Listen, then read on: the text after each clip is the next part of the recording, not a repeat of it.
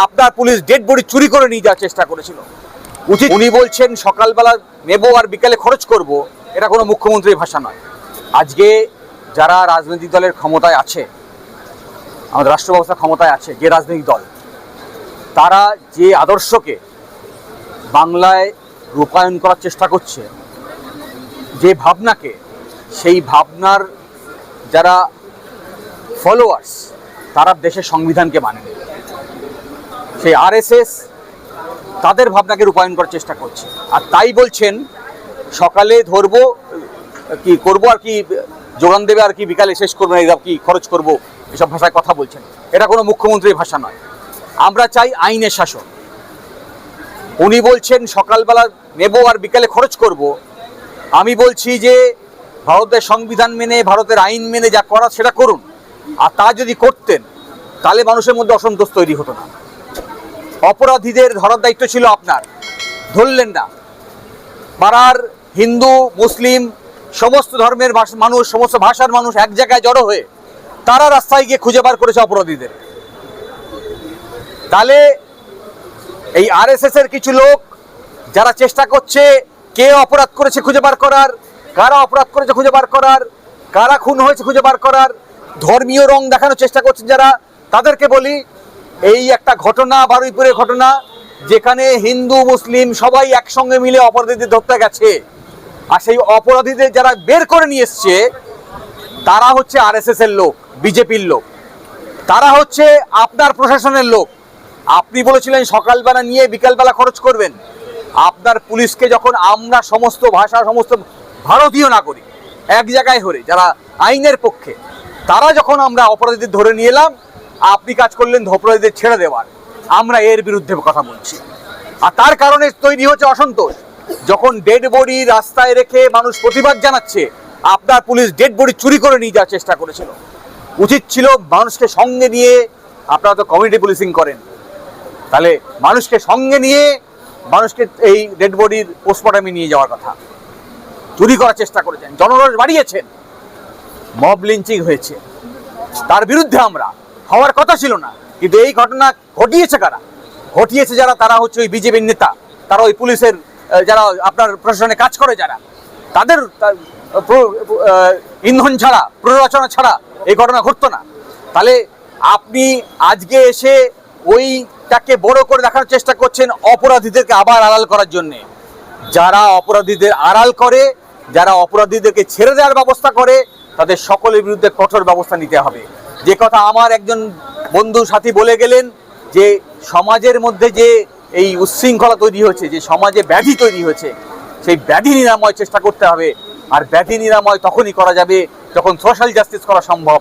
যখন এই social justice ছাড়া কখনোই করা সম্ভব নেই। আর আপনার দলের লোকজন হিন্দু মুসলিমের ডিভাইড করার চেষ্টা করছে। সোশ্যাল জাস্টিস করলে এটা যা সোশ্যাল জাস্টিস করার পথে বাধা একটা, যা সংবিধানের পরিপন্থী। আমরা কেউ মনুষ্যত্বের পক্ষে নই, আমরা দেশের সংবিধান, দেশের আইনকে রূপায়ণের পক্ষে। কথা দীর্ঘায়িত করতে চাই না। প্রতিবাদ চলবে রাস্তায়। আমরা নিশ্চয়ই আইনের রাস্তাও ধরবো। আমরা দেখতে চাই যারা আইনের রক্ষক, যারা প্রশাসনিক দায়িত্বে আছে, তারা কিভাবে এই তদন্তকে আগিয়ে নিয়ে যাচ্ছে। তারা অপরাধীদের ধরছে নাকি যারা প্রতিবাদ করতে নেমেছে রাস্তায় অপরাধের, তাদেরকে আক্রমণ করার চেষ্টা করছে। যদি দেখি যে যারা প্রতিবাদকারী তাদের উপর আক্রমণ হচ্ছে, তাহলে আমরা আরো গর্জে উঠবো, আমরা আরো সংঘবদ্ধ হব, আমাদের লড়াই আরো শক্তিশালী হবে। আমরা কিন্তু কেউ রাস্তা ছেড়ে পালাবো না। ফলে আইনকে রূপায়ণের দায়িত্ব যাদের, তাদের উদ্দেশ্যে বার্তা যে আইনের শাসন প্রতিষ্ঠিত করুন, অপরাধীদের ধরুন, যারা প্রতিবাদকারী তারা যাতে নিশ্চিন্তে প্রতিবাদ করতে পারে গণতান্ত্রিক কাঠামোর মধ্যে, সেই পরিষদ তৈরি করুন। নাহলে প্রতিবাদ আরো শক্তিশালী হবে, আরো আমরা জোটবদ্ধ হব। কথা বলে আমার বক্তব্য শেষ করলাম।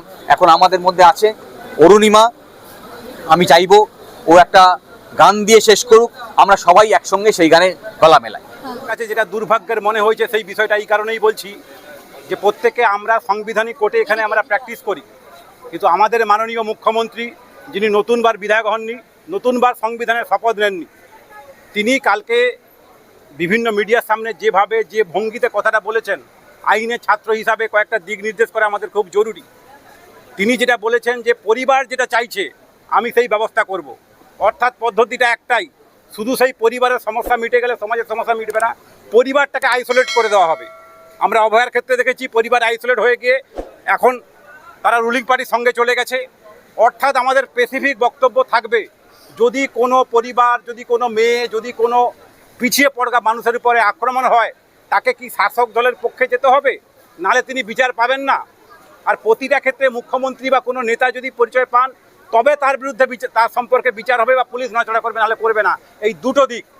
আর 3 নম্বর দিক যেটা হচ্ছে, যে মুখ্যমন্ত্রী গতকালকে বলার সময় বলেছেন, সেটা হলো এইটা খুব তাৎপর্যপূর্ণ, এটা আমাদের আইনে ছাত্র হিসেবে মনে রাখতে হবে, যে ওখানে সব মিলিয়ে 4টে মামলা হয়েছে।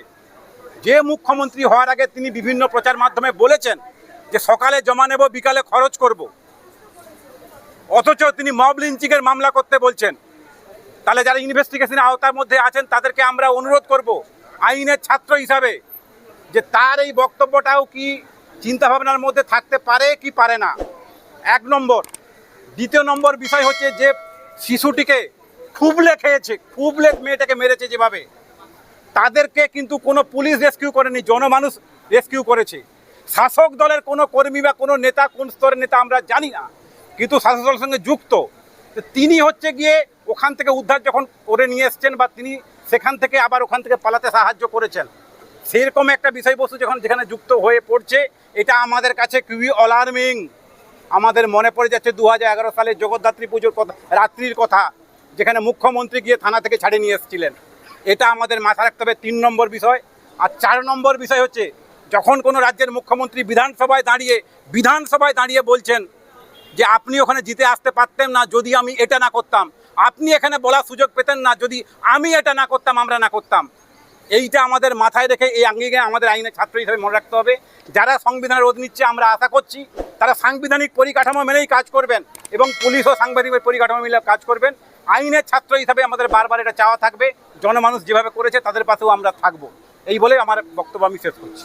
পথে বার নামো সাথে, পথে হবে পথে না,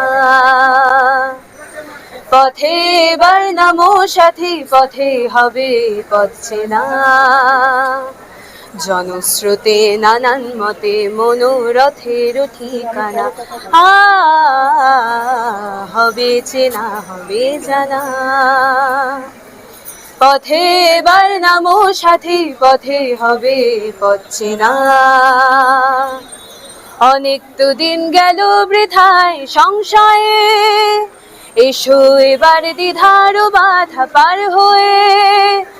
অনেক তো দিন গেল বৃথায় সংশয়ে, এসো এবার দ্বিধার বাধা পার হয়ে।